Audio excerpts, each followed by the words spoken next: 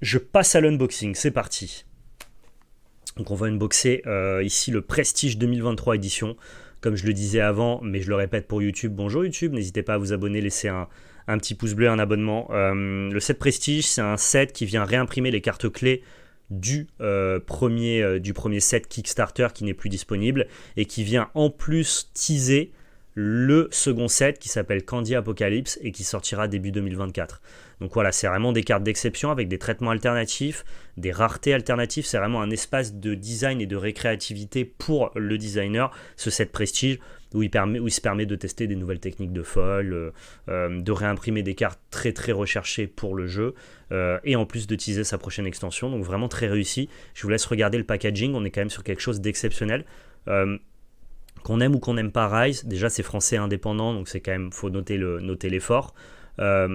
Je connais pas d'autres TCG qui mettent autant l'accent sur leur packaging, c'est quand même très réussi, hein. Voilà, je trouve. On peut au moins noter ça.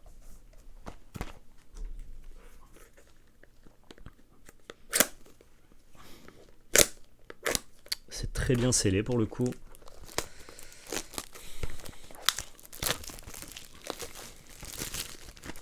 Donc j'espère bien ouvrir. On va rappeler globalement ce qu'on peut ouvrir de très important ici. Il y a des ratios par boîte. Vous avez forcément une carte numérotée, ce qu'on appelle un peu une carte collector, qui peut être numérotée sur un gros numéro, donc 500, mais aussi numérotée sur un tout petit numéro, genre sur 10. Ça veut dire qu'il y a très peu d'exemplaires de cette carte dans le monde. Alors c'est à une échelle qui est quand même très, très petite, Rise TCG. Donc une numérotée sur 500 dans Rise, c'est quand même beaucoup moins rare.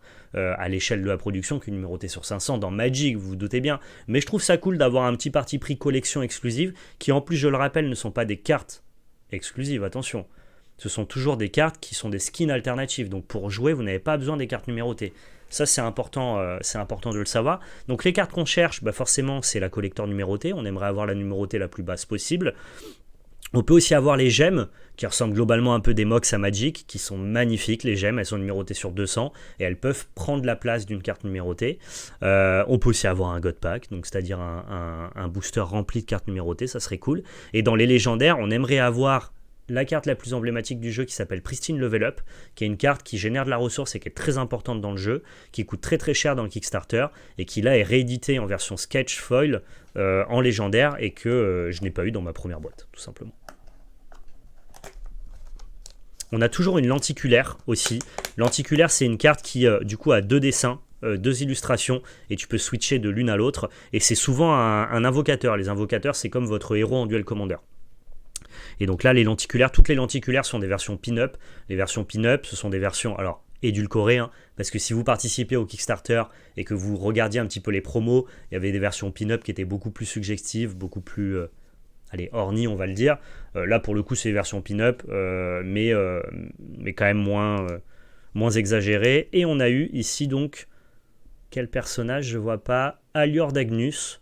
Donc ça, c'est la version invocatrice. Et donc, du coup, dans sa version pin-up, voilà. Très bien.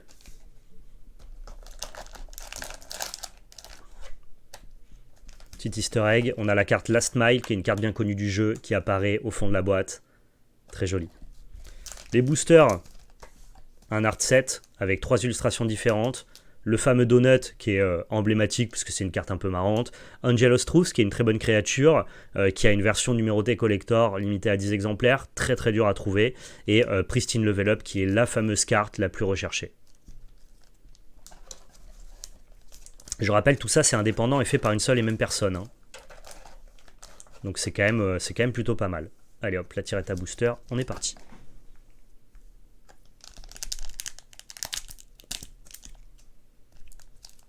Globalement, dans chaque booster, on va retrouver un mix de cartes communes, peu communes, rares et légendaires. Et on va surtout avoir un certain nombre de foils à la fin du booster. Je vous dirai quand on s'arrête sur des cartes particulières. On a un traitement pixel ici, où la carte d'origine donc du Kickstarter a été zoomée et donc pixelisée. Je suis moins fan de cet effet pixel là, même s'il est assez marrant, il est très geek. Par contre, en foil, il rend plutôt pas mal. Healing Potion, Cloverfield, tout ça par exemple, ça c'est des cartes qui sont très, très connues pour altérer la chance de l'adversaire. Grido. Freecoin, première légendaire, mais elle n'est pas brillante. Une des légendaires qui a été réimprimée du premier set. Une carte qui est plutôt jouée. Là, on a une version du coup Pixel de Wanted. Ok, donc là, on a la version Invocateur Foil en pin-up de la lenticulaire que j'ai tirée. Très très joli. Alors les effets foil, je vous laisse regarder. En termes de foil, c'est ce qui est vachement sympa sur Ice TCG pour les collectionneurs. C'est très récréatif, on se fait plaisir. On a de la dorure, on a du foil sélectif, on a de la texture. C'est vraiment le plaisir de François Von Aurélie, c'est essayer justement de s'amuser le plus possible sur la qualité des cartes et la production des cartes, là où il trouve que la plupart des autres TCG sont quand même un peu...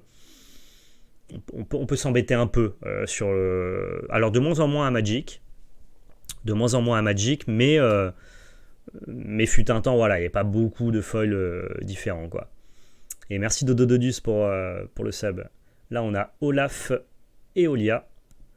Pareil, en version... ça s'appelle version P9, appelez ça comme vous voulez, version subjective. Oh là là là là, let's go! Incroyable! Ah bah je vous parlais des gemmes, c'est les meilleures cartes qu'on puisse ouvrir dans le set, à moins de trouver des numérotés sur 10 ou sur 20. Bah, direct, la Deep Gemstone, et là, en termes de texture, de travail de foil, on a à la fois de la texture empreinte, du foil sélectif, du holofoil avec des reflets, de la dorure, de la dorure, moi j'appelle ça de la dorure, mais c'est un liseré diamanté. C'est dingo. Les gemmes sont exceptionnelles. Ouais, c'est la fable de Rice, quoi. Il y a 4 gemmes à collectionner dans le Prestige 2023. Même le dos de la carte est très très belle. Je sais pas si vous voyez, il y a de la texture sélective. En fait, l'idée, c'est vraiment de se faire plaisir sur Ice TCG pour le designer. All attacking creature, gain -1/-1. Ok. Ce qui est intéressant aussi avec le concept de Ice TCG, c'est qu'en gros, plus une carte est rare, en fait, le nombre de copies que vous pouvez jouer dans votre deck est défini par la rareté. C'est-à-dire qu'une carte commune, vous pouvez en jouer 4, une carte peu commune, vous pouvez en jouer 3, une carte rare, vous pouvez en jouer que 2, et une carte légendaire, vous ne pourrez en jouer qu'une. Ce qui veut dire que votre deck ne peut pas contenir que des légendaires, et que quand bien même les légendaires seront plus fortes que les rares, eh bien forcément, tu vas peut-être privilégier pour la stabilité et la consistance de ton deck de jouer plus de rares, de communes et d'unco que de légendaires. Et ça, c'est assez amusant. Alors ça va un peu à l'encontre de la consistance qu'on veut avoir dans Magic, mais tout le design du TCG est pensé comme tel. Bah, je suis super content, franchement, trop bien. Une gemme dès le premier booster. Qu'est-ce qu'on peut faire de mieux ?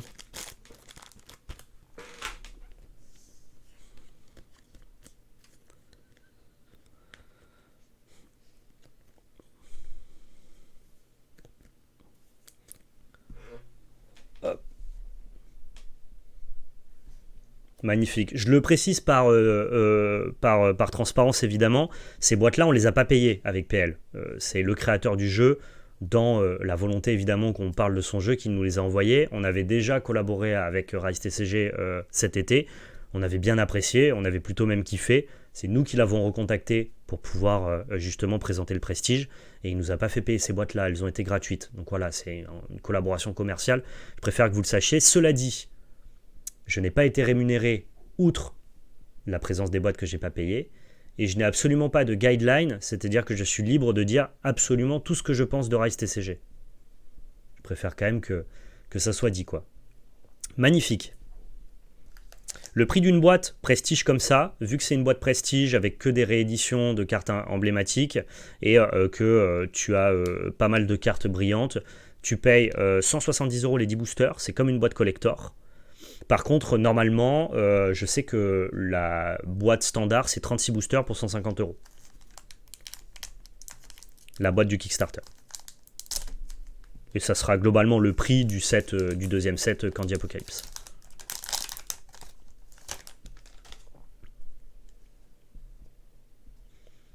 Le Cake Ultra Laser Unicorn, moi j'adore la carte.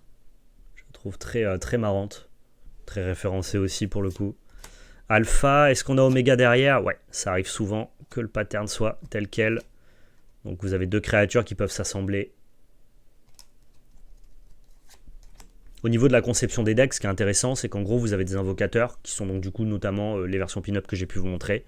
Alors, vous avez plein d'invocateurs qui n'ont pas forcément de version pin-up, c'est juste que là, celles-là sont rééditées dans cette version-là. Et en gros, vous associez deux invocateurs avec donc du coup des mécaniques qui leur sont propres et qui leur sont liées, qui sont liées à ces invocateurs-là, et vous designez l'entièreté de vos decks en fonction des capacités de votre invocateur. Donc c'est comme si vous aviez deux commandants en Duel Commander, c'est littéralement partner à l'époque de Duel Commander. Partner. Sauf que là, au lieu de jouer partner contre des gens qui partnèrent pas, bah, tout le monde a partner, quoi. Et c'est ça, entre guillemets, qui fait la couleur de votre deck, ce qui fait la spécificité de votre deck par rapport à ceux de l'adversaire, c'est les héros que vous avez choisis, quoi. Le cake en pixel, qui n'est pas mon effet préféré, on va pas se mentir. Ok, Lazarus, donc du coup encore un invocateur ici. Alors normalement les invocateurs ont plein d'effets, vous avez compris là, c'est des versions promotionnelles, textless. Le prestige, c'est que des réimpressions promotionnelles avec de belles textures, de beaux effets. Mais habituellement, un invocateur a plein d'effets, puisque c'est de lui que va découler la mécanique de votre deck.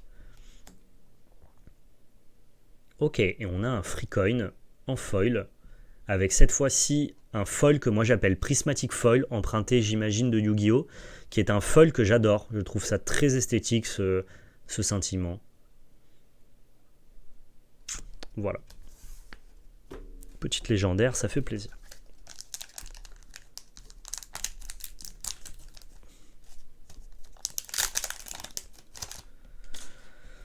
Rank 4 Spellcaster, ça c'était des très bonnes cartes du premier set. Bounty Hunter, il me semble que ça c'est une carte qui tease le prochain set parce que je ne m'en souviens pas. Pourtant je connais plutôt bien le premier set. Shroud Prophecy. Angel of Truth, c'est une des cartes donc du coup emblématiques du set Prestige. La carte est vraiment très jolie. Il y a une version brillante de cette carte là qui est très belle. Et il y a aussi une version collector que nous on n'aura pas puisqu'on a eu la chance d'ouvrir. Coucou la gemme. Skeleton King. Angry Strawberry, Icon of Fury en version Pixel Foil, Golden Mirror et Library of Master, j'adore. Ça c'est mon traitement préféré.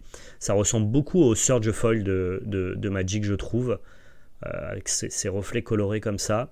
Et c'est en version sketch, donc du coup noir et blanc. Pareil, c'est une réimpression d'une carte du premier set, le Library Master. Et j'adore ce traitement-là, voilà. Je trouve qu'il est vachement plus réussi que le traitement pixel. En fait, le traitement, magnifique. Le traitement pixel, il est très geek, très référencé, donc c'est très amusant. Mais finalement, pour les yeux, le plaisir vient plutôt de ce côté-là, quoi. Angel of Truth en version foil, magnifique, ça fait plaisir. Je l'avais pas eu dans ma première boîte, donc super bien. Vous avez compris, on aimerait bien ouvrir Pristine Level Up en légendaire.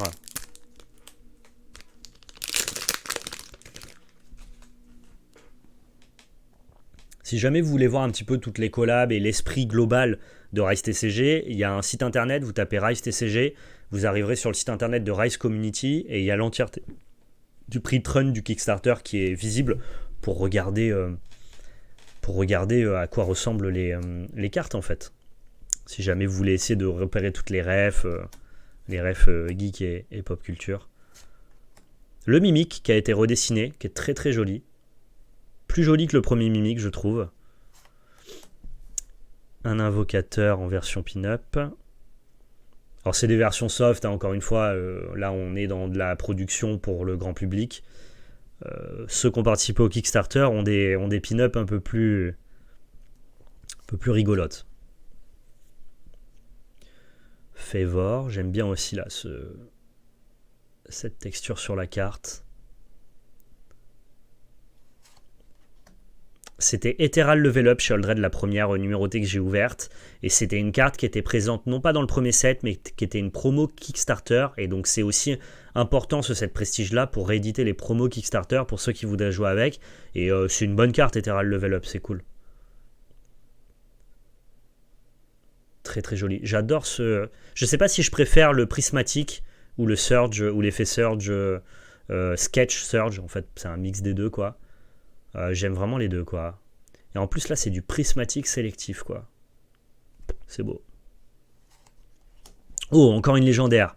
La Sword of Destiny, cette fois-ci en pixel foil. Alors ce qui est amusant, c'est que on a poussé les potards jusqu'au bout dans le délire. Parce que cette carte-là, c'est une légendaire qui est magnifique dans le premier set. Mais genre vraiment, allez la voir, elle est magnifique. C'est vraiment une magnifique sword plantée dans un rocher exceptionnel.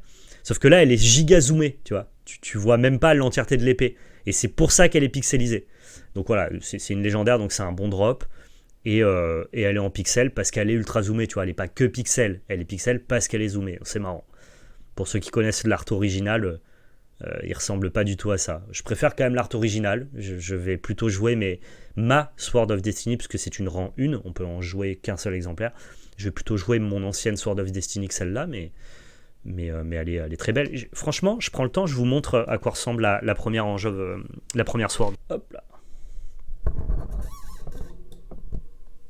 Donc ça, c'est l'épée en version pixel, et normalement, l'épée de base, elle ressemble à ça. Voilà. Et là, moi, je la trouve dinguissime, cette épée. Donc évidemment, je préfère celle-ci, mais c'est quand même vachement cool d'avoir fait une promo, une version rééditée de la Sword of Destiny. Vous avez Pristine Level Up, qui est la carte emblématique du jeu, qui est magnifique. J'ai fait une carte du jour sur cette carte-là, qui est la carte qu'on a envie d'ouvrir là dans le Prestige aussi, en légendaire.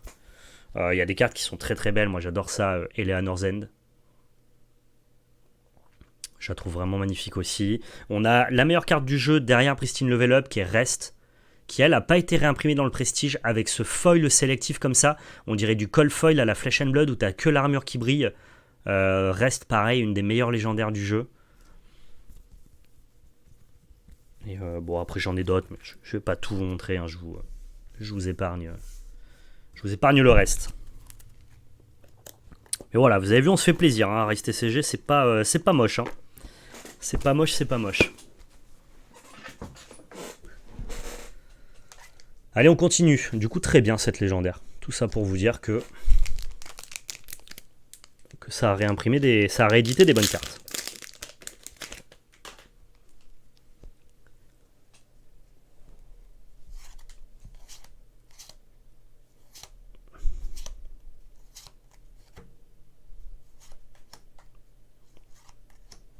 Hourglass, qui est pareil, une réédition en version prismatique, très très jolie. Et en même temps, c'est cool, ça veut dire que ceux qui ont participé au Kickstarter et qui ont déjà les cartes, bah, ils ont les cartes dans une version qui sont différentes de celle-là. Donc pour les collectionneurs, ceux qui ont participé au Kickstarter, ils ne se sentent pas lésés. Et ceux qui veulent jouer et récupérer les cartes, bah, ils ont le prestige pour ça. Plutôt cool.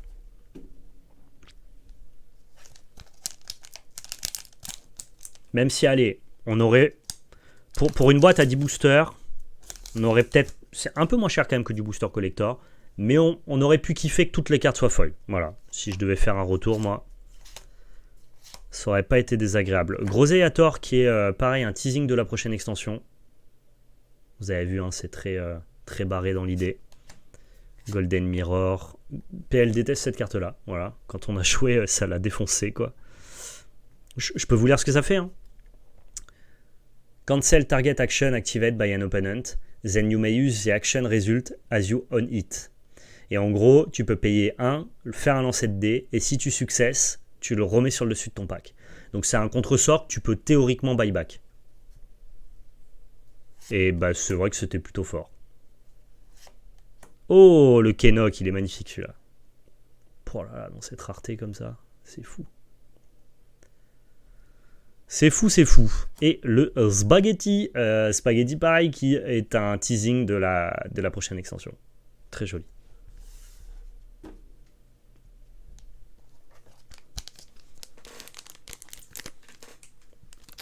Il y a une communauté assez sérieuse, mais plus axée collection aux États-Unis. Et il y a une communauté, par contre, en France, assez férue de tabletop, qui joue beaucoup sur Tabletop Simulator. Donc ouais, t'as quand même une vraie petite commu, ouais. Il y a un Discord que je vous mettrai en description, hein, si jamais vous voulez le rejoindre pour échanger, discuter. R182 en version foil, trop bien, on va peut-être avoir le full pin-up, hein, je pense. Ah bah voilà, et Lovia que l'on avait déjà, je crois. J'ai pas fait attention, je crois qu'il y a 5 invocateurs qui sont réédités dans ce set.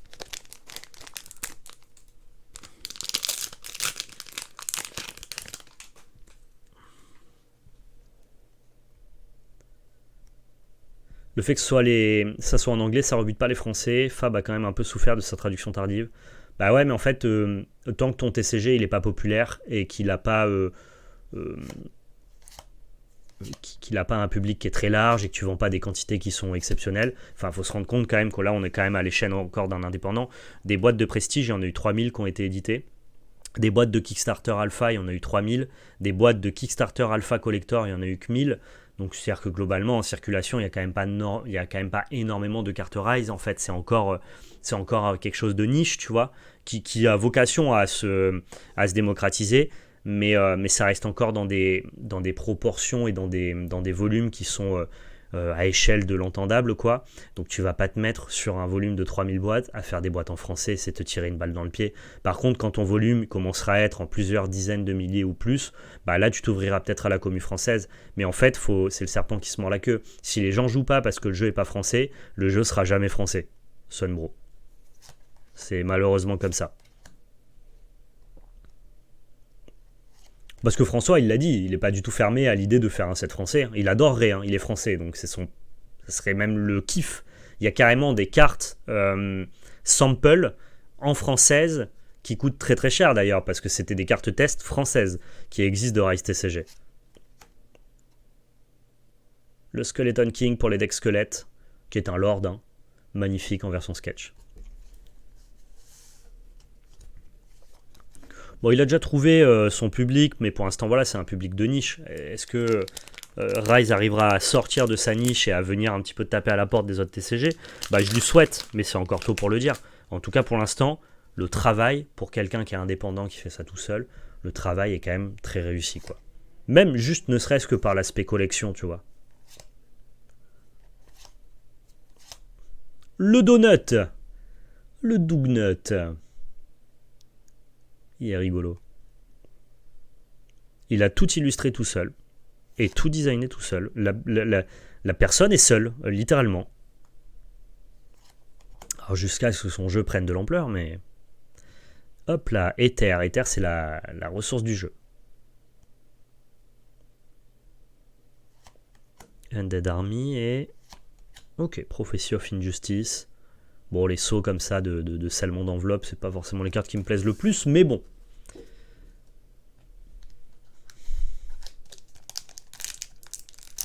On est parti. Hop. Oula. J'ai failli tout péter. Ouverture facile des boosters, ça fait plaisir. Et hop. Fin de la boîte, dernier booster. De toute façon, on a déjà eu le plus dur. On a déjà eu une légendaire foil et on a déjà eu la gemstone. Donc là, à part avoir Pristine Level Up, qui serait exceptionnel en légendaire foil, on aura globalement plus grand chose, quoi. Infinite Sweetness, légendaire, bah comme quoi, tu vois, je dis des choses et j'ai encore un peu de chance. Pareil, c'est une légendaire qui tease le prochain set.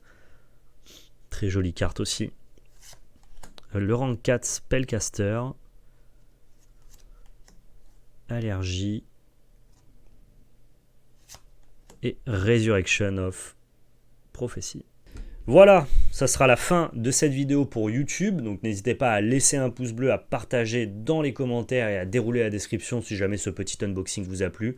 On continuera à vous parler de Rise TCG en fonction des futures sorties, et surtout, on va essayer de vous présenter un peu de gameplay, de vous présenter les règles du jeu pour aller un peu plus loin dans notre expérience avec Rise TCG.